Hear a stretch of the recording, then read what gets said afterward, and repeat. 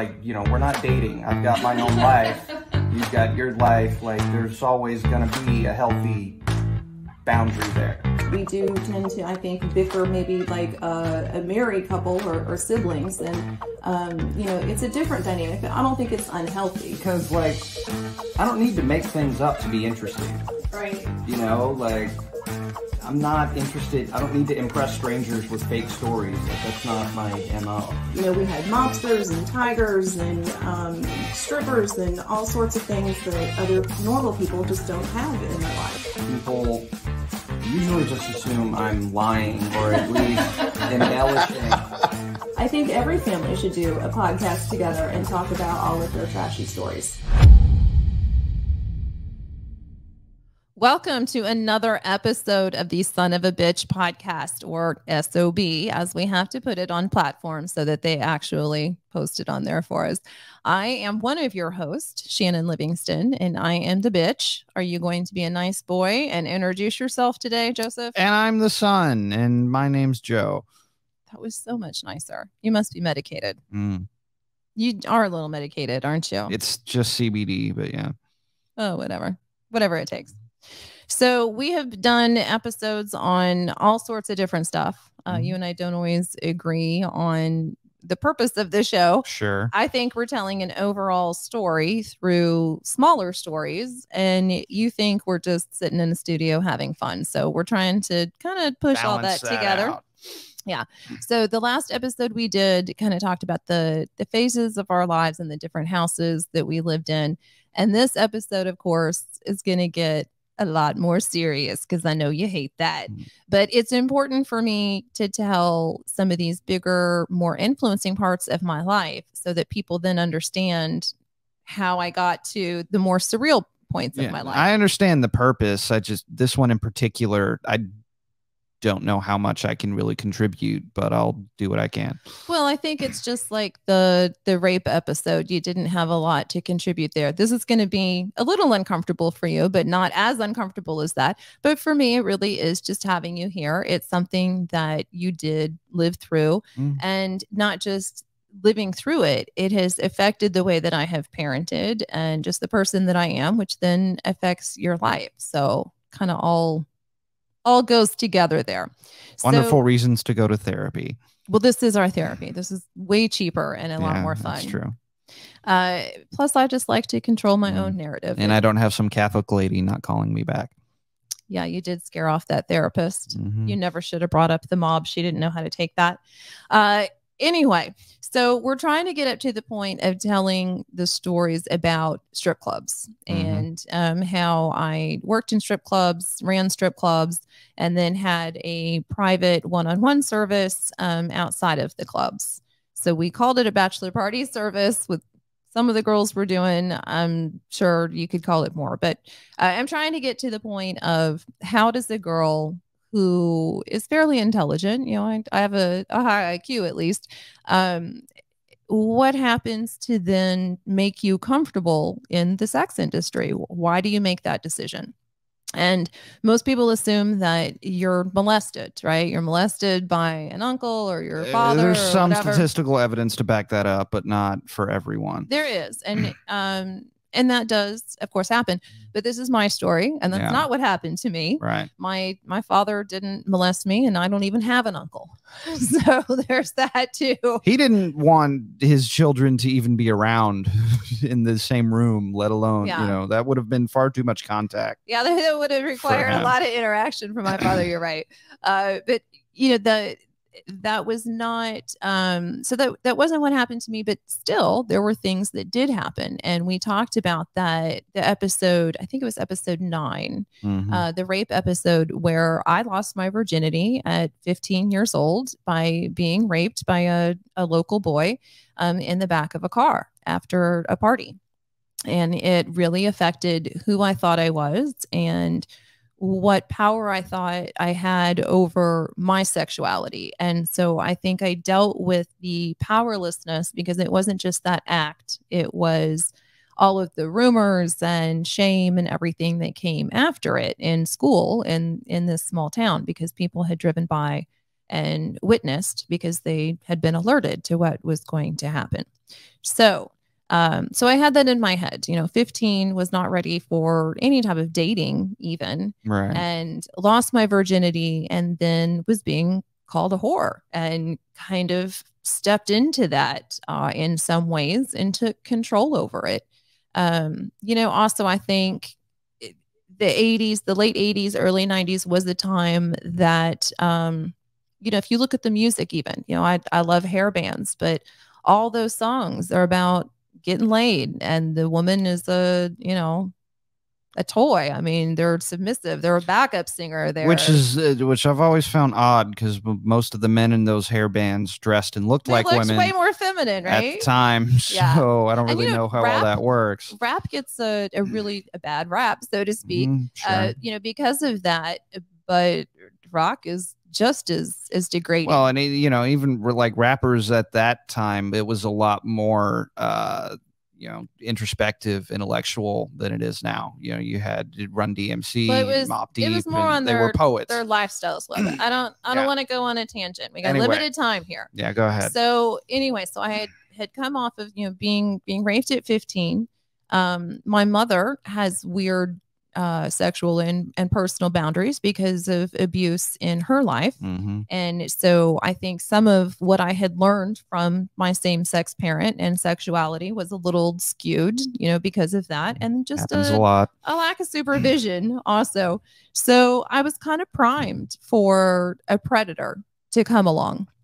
But I was very smart, very naive, but very smart. So it was going to have to be a predator that would take their time and really groom me. And I never thought that I would succumb to that. And in fact, I didn't even realize that this whole relationship was what it was until really reflecting on it kind of recently, because when you're in the midst of it, you just don't get it. You don't see it from all the angles. And some of it is kind of unbelievable. My parents were very complicit in this relationship and helped with the grooming to some extent. I wasn't driving. They dropped me off there. Why are you dropping off your 15, 16-year-old daughter at an auto body shop with an older man all day? What is the point of that? That doesn't make a lot of sense to me. And did it repeatedly. And it was always like, oh, get to know Walter and see what you can do about a car. Like, see what you can do. See if there's work. Maybe you guys can work something out. See what he has for you. And so the deal was with this guy, Walter. He's dead, so I can use his real name. He was my father's friend and client. My father was an attorney, and so my father would take care of all of the guys that worked at the shop, because 90% of them were on parole. It was partially a chop shop, and he had a towing company and all sorts of things going on, legal and otherwise. And so it was interesting to me. And Walter was a puppet master. He loved to get people riled up. He loved to put wedges between people. He got a kick out of pulling people's strings.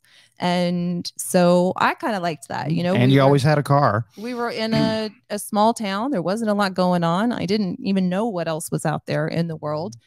And so I started spending time at this shop with this man, and he really did start not just grooming me with money and alcohol and jewelry, but really getting into my head with telling me things about my parents and how they felt about me, which wasn't good, and how they treated me, which wasn't good.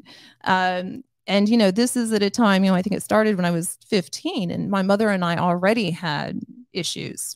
I have a difficult personality. We're not a lot alike. I had an older sister that had kind of poisoned me against my mother for a certain extent, because she was the stepdaughter of my mother. And so again, it's, a thousand cuts. It's the culmination of things. So, and I think I just like the rape episode, I was not not alert and on guard because that was my hometown. Those were kids I grew up with. It was a party with people I knew. It was just a continuation of the norm for me. And I didn't know that I had to be alert. And so with Walter and being groomed, because my parents were part of it and pushed me into it, I didn't know I had to be alert. I didn't know I wasn't protected. Why would you not trust that situation? So, you know, and I think that is why it really got to the point that it did. I don't think had I just gone in to get my car repaired and this man started talking to me, he would have had an opportunity to get that far into my head and into my life. But it was very much psychological, as all grooming is. You know, it's not just the gifts. And so I had a car. Title was never in my name. You know, that is something that, you know, I often think about too. What was I trading my soul for? Nothing. You know, I got nothing out of this. And apparently my parents were not great at negotiating a deal either, because they didn't get anything or the title out of the car, and they got their cars from him. And so there was also this kind of, I don't know if it was responsibility, but it was an understanding for sure that this is where the symbiotic. This is where the family's cars come from. Right. And, you know, we're nice to this man. You know, he's a client and he gives us money and whatever. So in the state of Missouri, so this continued for a year and a half, let's say, whatever it was. And in the state of Missouri, at that point, the age of consent was 17. So on my 17th birthday, he requested that I come up to the shop, and he had a conversation with me, which was basically, you know that I am interested in you, and like now we can be together, and like basically that's my expectation. And I believe it was shortly after that he made a doctor's appointment at a urologist because of certain medical issues. He was completely impotent, which is probably another psychological reason of why he wanted to go out and conquer everyone.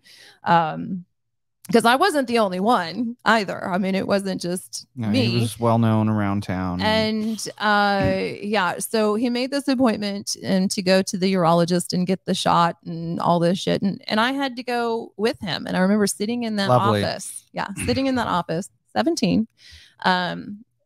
And thinking like, this is it. This is go time. This is when you make the decision. What are you going to do? And I decided to go through with whatever it is he expected from me, because I, again, didn't feel like my family expected that, but also didn't feel like my family gave a shit either. I mean, they just weren't involved, and I felt like I was on my own to have anything, to do anything, to be anything. And I did have a difficult relationship with both of my parents. And here was this man that was just absolutely preying on that. You know, I needed attention. I needed praise. He told me that I was more and deserved more than my parents thought. And I really needed that. You know, I've talked to my sister since then, and she has the same conflicted feelings. You know, when we think back on Walter, it's not all with hatred. Because he was helpful and he was loving to a certain he certainly extent. Served a purpose, and treated you better, maybe, you know, for his own reasons. But yeah, you know, and I obviously as a child never had any issues with this guy. You know, he would give me money to go to the vending machine, ask me how school was going. Then I'd hang out in the parking lot for, you know, however long. He was just an old man who would give me quarters. Like I didn't, you know. And the fact that he was, you know, impotent and required some type of intervention to even try to have any type of sexual relations, it made it easier. It also made it more difficult. I mean, I'm 17. I don't know what's what and what, you know, how to deal with certain situations. Right. But it gave me, I guess, more wiggle room, so to speak. I could get out of things much more easily than had he just been a healthy man that was able to, you know, go and do whatever, whenever. It all kind of had to be planned, and it was just an awkward thing. And he did, you know, I think he did have or at least he thought he did, have feelings for me. It wasn't all just, conquering.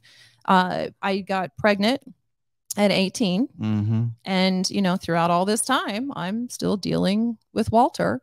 And I remember after I gave birth to Kelsey, who was adopted at birth, that's episode 6, he sent me flowers. I think it was the first time I ever got roses. He sent me flowers, and the card said, "Watch your step next time," which apparently I didn't listen to because you're sitting right here. That's funny.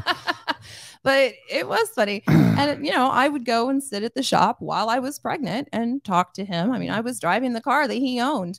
And when the car needed to be repaired, which was quite frequently, I had to take it in there. Yeah. I mean, well, like I said, in my experience with the man a few years later, he wasn't unpleasant to be around for a short period of time. I learned later that he was a violent sociopath, but I did not see any of that.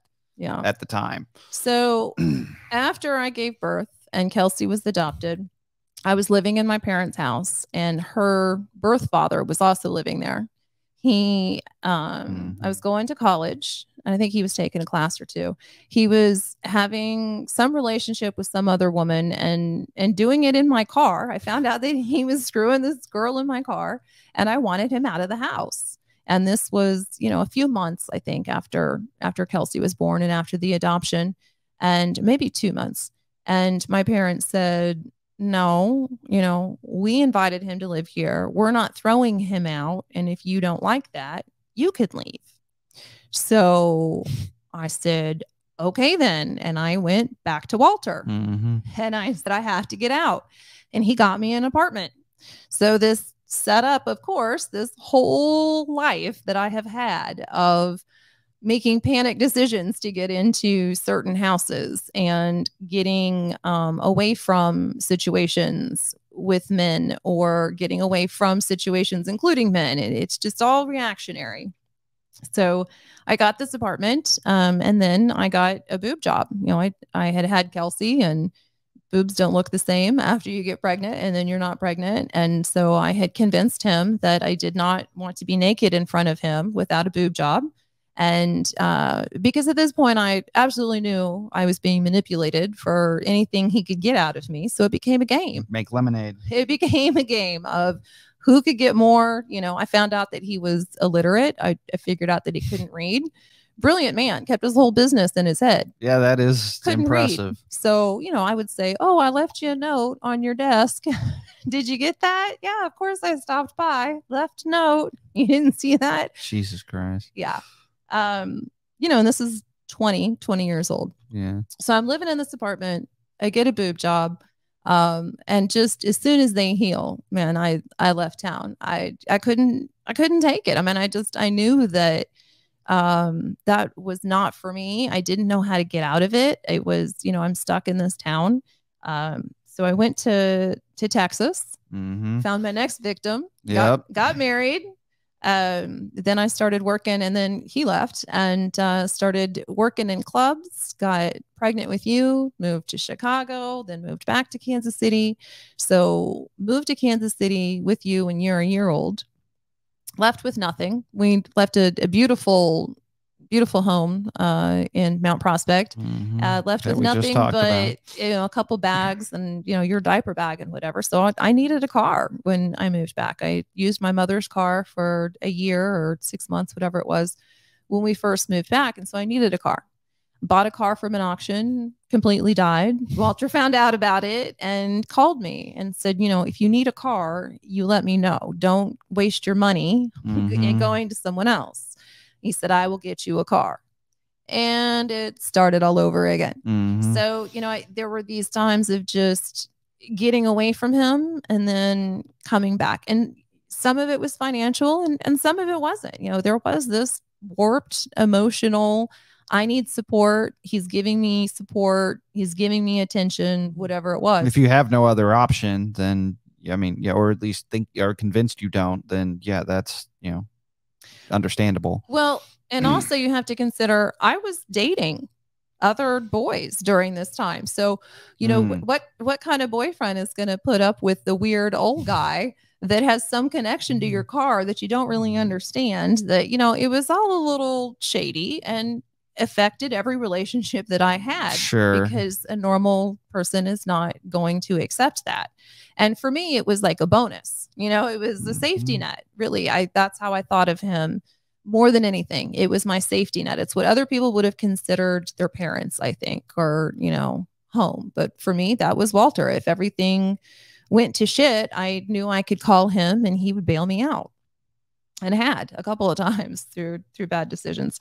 But he also was a little twisted, and he was very possessive, and he would follow me or have me followed. He tapped the phone and would tell me about conversations that I had. He got very angry one time that I invited a man over to the house and finally realized that it was my brother who worked for him, you know. And then that was another thing. So my brother was in and out of prison, couldn't really get a heard great him job. Tell stories about him too. And he worked for him and lived in one of his properties. So, you know, me having a relationship ongoing with this man was kind of a weird way for me almost to take care of my family. And then let's see. So when I want to backtrack, because speaking of the family, he went after my sister and my mother. He wanted all three of us. I think he wanted everybody, actually. I don't even think it had anything to do with the three of us being in the same family. But I remember when my sister turned 17, again, legal age of consent in the state of Missouri, he made the same proposal to her, word for word, that he made to me about what physically he wanted to do to us. And she had told my parents, and I thought they didn't believe her. I think now they didn't give a shit. I think, you know, because then I thought that my relationship with Walter was my decision, my fault, my power. I really didn't know how it all happened, how I got sucked into it, and why I was normalizing it. Right. And so, you know, when they acted kind of like, you know, dismissive about him saying this to my younger sister, which I knew absolutely he had said this. And I said to them, I know that she's telling the truth. He said the same thing to me, word for word. And at that point, they said, well, you know, all right, we'll make sure that we get you a car. And to her, didn't say shit to me. Didn't say, oh, what? He's said these things, or, well, you know, tell us more. Or, I mean, and looking back, you know, my feelings were hurt because, of course, I felt like they protected her more. But I always in my head had the fact that they told me that I was smarter and more capable, and I could be alone more, and I could, you know, like, oh, we didn't give you that much attention because you were more capable. And so I had these things in my head of, well, maybe, you know, maybe I am in control of this relationship with Walter, and they just assume that I'm in control, and, you know, so they're not looking at me being victimized, I guess. I don't know. I mean, I have to guess at this point, because it's not a conversation that we've had. My father has passed. My mother and I have never had an honest conversation about Walter. Yeah, I don't think that's possible. She did toast him when we were on the Princess cruising around. Again, very weird relationship that we all had with this gentleman. So my sister didn't want any part of it. She, you know, she wasn't raped at 15. She didn't have the same sexualized behavior that I had. And she was like, that's fucking gross. And, you know, no, and unforgivable, and absolutely not. And so she was taken out of that loop. But there was still, Walter was still peripheral, and she did still benefit in certain ways. And she did benefit from the grooming that happened, and still has that psychologically, where, you know, like I said, when she and I talk about him, it is about the mixed feelings about how complicated that really is. And even thinking back to like my friends in high school, you know, so it wasn't just the boys that I dated. My friends in high school knew something was going on. Didn't know what it was. I mean, you know, I wonder why nobody asked me to prom and I had to take my gay manager as my date. Maybe because I got the 60-year-old auto body guy, or however old he was, you know, in the background, being creepy. I don't know. It was my norm at the time. I just didn't know. So he helped me out he helped me out with the Kenwood house. We, moved from my parents' house into my own house, and he, helped me put new carpet in, and like it was his carpet guy that came. I didn't know who to Small call. world. And so, well, he called him, and I was still driving one of his cars then, although he was controlling me through that. I would come out of your school and the car wouldn't be there. He would have had it towed because he owned tow trucks, and he would be standing there. Got pissed off, or no, I didn't answer his call, maybe, and so yeah, he would be standing there, and I would be forced to ride with him because I didn't have a car. He had my car towed away, and since it wasn't in my name, he had every right to do it. You could do. He would slash the tires on his own car to piss me off or immobilize me. I mean, it was just insane. Go ahead. I remember sneaking out of the windows of my own house at the back of the house and scaling the fence in the backyard and going through yards and having my boyfriend pick me up because I knew Walter was having me watched. And I didn't want to cut into my money and, hear the bullshit that I might be seeing somebody my own age and having a decent social life. Yeah. Yeah. So fast forward a little bit. So he was there a lot, different degrees, different degrees. And so then we moved to Olathe, and I had one of his cars. I think at one point I had 3 cars outside of our apartment. None of them had a clear title. I don't know if they were stolen or whatever, because he would also let me drive other cars. If somebody would bring a car in to be repaired and I really liked it, he would say that the repairs were going to take a while and I'd drive it around for the weekend. I remember a lot of Cadillacs. Well, the Cadillacs were not his. No? No, Okay. I'm talking about when I was young. Like when I was, right. 17, 18, he did that. Okay. Not older. No. So once I got older, I started to, of course, try to cut the strings, right? And my mother had started seeing him. I say started, I don't know if that had been an ongoing thing probably with them for years or not.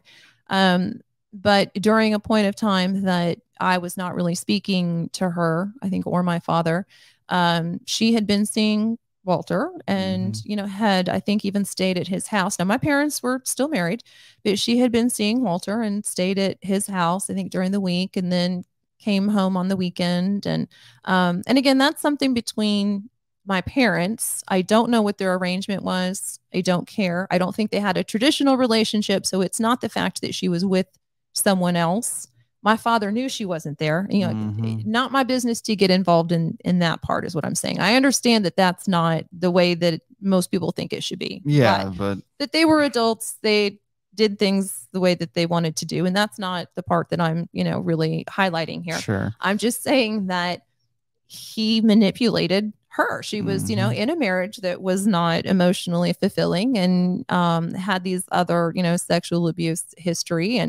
And so she was easy prey as well. And so, of course, that caused an issue because he's the puppet master and he would say things to create division between my mother and me and my sister and me. And it worked. And my sister and my mother. Yes. And it did work. And so my formative years were not only formed in part by this inappropriate relationship, but I had an even more distant relationship with my mother because of it. So a lot of complications go in there. So as I got older and I started to pull away more, and my mother had spent more time with him, so now she's kind of seeing him full time. I'm hanging out with him during the day every once in a while, or I talk to him, but she's the girlfriend role. Well, he had cancer and had one of his lungs removed and lived for a while, but then he had an issue, I believe, with his kidneys, and he was in the hospital right around the corner from our old house with Lily. And I went to visit him. I knew that my mother had left. I think I called the nurse because my mother was there most of the time next to him. And so I think my mother had left. And so I called the nurse and I went in to see him, and he was out of it. He didn't know that I was there. He was asleep the whole time. And I don't know why I went to visit him. I really don't.